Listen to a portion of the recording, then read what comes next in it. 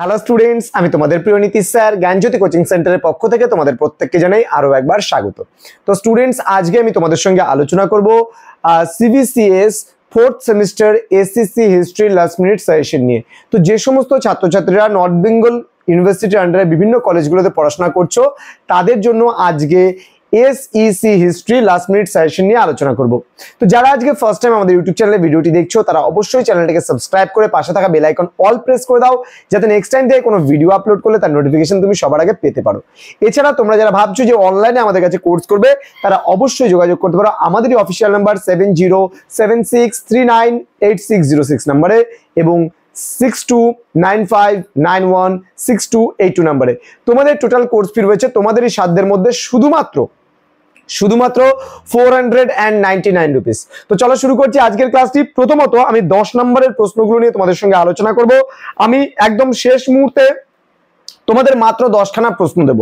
প্রথমত, প্রাগৈতিহাসিক যুগের শিল্পকলা সম্পর্কে একটি নিবন্ধ লেখো। খুব গুরুত্বপূর্ণ একটি প্রশ্ন। পল্লব শিল্প স্থাপত্য সম্পর্কে পড়বে। গুপ্ত যুগের স্থাপত্য শিল্পের পরিচয় দাও, এই প্রশ্নটা ভালো করে পড়বে। দেন সুলতানি যুগের স্থাপত্য এবং মুঘল যুগের স্থাপত্য। আশা করছি এই দুটো প্রশ্নের মধ্যে একটা প্রশ্ন তোমাদের খুব কমন। ওকে, নেক্সট হচ্ছে তোমাদের ঔপনিবেশিক বাংলার লোকশিল্পের আবির্ভাব ও বিকাশ সম্পর্কে বিস্তারিত আলোচনা করো। আমি আবারও বলছি, ঔপনিবেশিক বাংলার লোকশিল্পের আবির্ভাব ও বিকাশ সম্পর্কে একটি নিবন্ধ লেখো।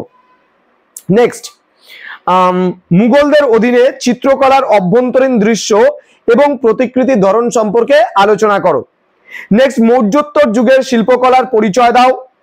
পরবর্তী প্রশ্ন, মুঘল যুগে আকবর থেকে শাহজাহান পর্যন্ত স্থাপত্য কলার বিকাশ সম্পর্কে বিস্তারিত আলোচনা করো। এবং সর্বশেষ 10 নম্বরের প্রশ্ন, উত্তর ভারত এবং দক্ষিণ ভারতের মন্দির স্থাপত্যের বৈশিষ্ট্যগুলি আলোচনা করো।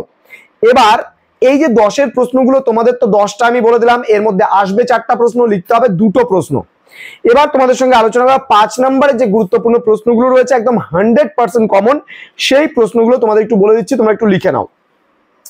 দেখো, গান্ধার শিল্প সম্পর্কে টিকা লেখো। দেন মথুরা শিল্প সম্পর্কে টিকা লেখো অথবা দিয়ে। ঠিক আছে, এই দুটো প্রশ্নের মধ্যে আশা করছি গান্ধার শিল্পটা বেশি ইম্পর্টেন্ট, তবে মথুরা শিল্পও কিন্তু ইম্পর্টেন্ট রয়েছে। নেক্সট, পাহাড়ি চিত্রকলার বৈশিষ্ট্যগুলি সম্পর্কে আলোচনা করো। আবারও বলছি, পাহাড়ি চিত্রকলার বৈশিষ্ট্যগুলি সম্পর্কে বিস্তারিত আলোচনা করো।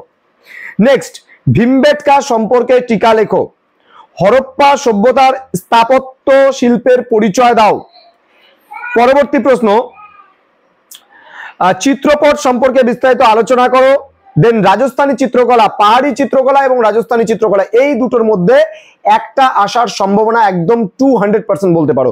খুব গুরুত্বপূর্ণ একটা প্রশ্ন। দেন প্রাগৈতিহাসিক প্রস্তর শিল্পের প্রধান বৈশিষ্ট্যগুলি বর্ণনা করো। নেক্সট, মৌর্যদের অধীনে স্তূপ স্থাপত্যের বৈশিষ্ট্যগুলি বর্ণনা করো। দেন পাল যুগের চিত্রকলা ও পুঁথি সম্পর্কে আলোচনা করো।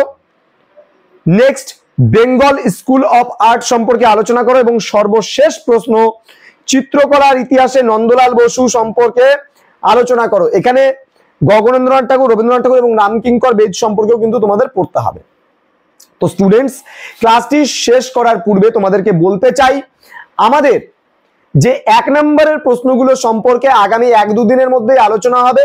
তোমরা অবশ্যই চ্যানেলটিকে সাবস্ক্রাইব করে পাশে থাকা বেল আইকন অল প্রেস করে রাখো, বন্ধুদের সঙ্গে ভিডিওটি শেয়ার করো, কারণ এরপরে কিন্তু আমরা 1 নম্বরের যে প্রশ্নগুলো হবে সেগুলো একদম উত্তর সহ তোমাদের এই ইউটিউব চ্যানেলের মাধ্যমে আমরা প্রোভাইড করব। তো তোমাদের যেটা করতে হবে, চ্যানেলটিকে সাবস্ক্রাইব করে পাশে থাকা বেল আইকন অল প্রেস করে রাখতে হবে, তবেই কিন্তু নেক্সট টাইমে তোমরা নোটিফিকেশনটা পেতে পারো। তো দেখা হচ্ছে খুব তাড়াতাড়ি পরবর্তী ক্লাস নিয়ে। তোমরা প্রত্যেকেই ভালো থেকো, সুস্থ থেকো। Thank you so much, thanks for watching.